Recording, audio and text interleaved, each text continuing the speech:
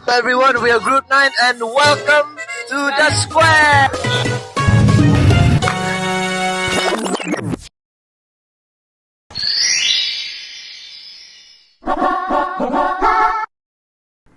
So hello, it's me, Qaidanish.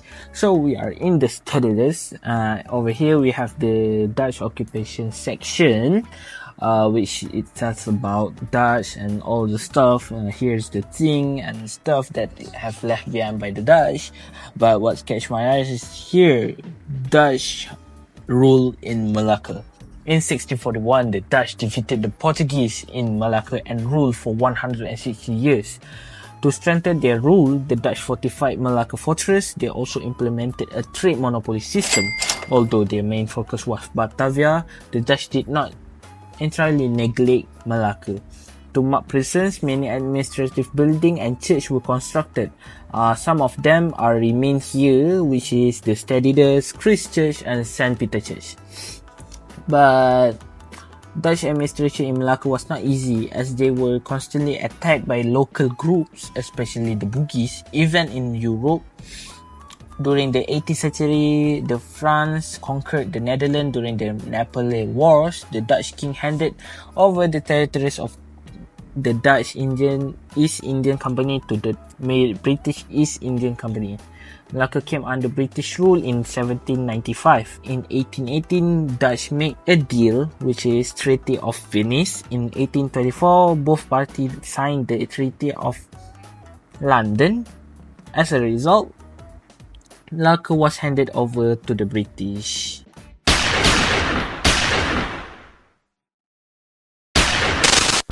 As for Dutch colonialism in Malaya, it started with the arrival of the Dutch in Malaya when the Dutch conquered Malacca in 1641 with the help of Johor. After the Dutch managed to control Malacca, they pursued a policy of goodwill with the Johor government.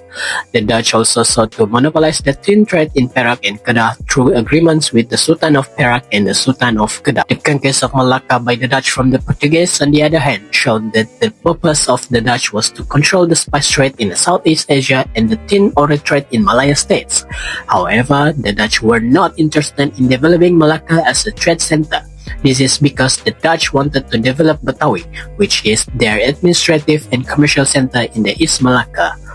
Malacca was only used as a trade fort to control local trade in shipping, in addition to being a collection center for essential goods only. The Dutch male outfit typically consisted of a long dark coat, knee-length breeches and stockings, paired with leather shoes and a wide-brimmed hat. This outfit reflected the Dutch colonial style of the 17th century, formal, disciplined, and meant to symbolize authority. Meanwhile, the Dutch female outfit included a long gown with a fitted bodice, lace collars, and a bonnet. The decision showed modesty and social class, especially among Dutch women living in colonies like Malacca. Inside the museum, one of the most valuable artifacts I observed was the oldest built wardrobe, along with antique tables and chairs made from solid teak and oak wood. Overall, the Dutch outfits and furniture in the Studies Museum reflects how culture, law, and lifestyle were deeply connected during the colonial era, influencing both our history and legal heritage in Malaysia.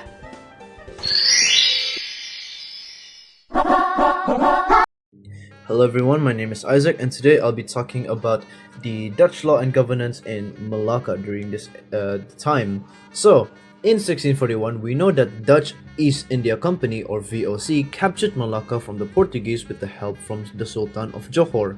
According to the historical studies from Leiden University and ResearchGate, the Dutch introduced a legal system based on Roman Dutch law, focused on trade, order, and colonial control.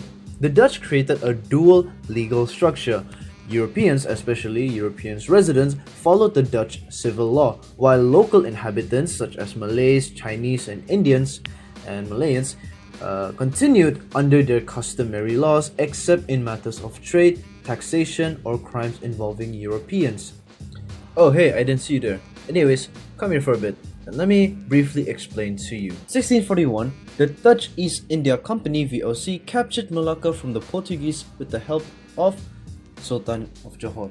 The first Dutch governor, Adriaan van der Stel, introduced Roman Dutch law and set up the Stadhuis as the center of government and justice. For nearly 2 centuries, Dutch governors ruled Malacca, separating laws between Europeans and local inhabitants. But by the end of 1824, after the Anglo-Dutch Treaty, Malacca was handed to the British, ending Dutch rule under the last governor, Pieter van Bram Morris.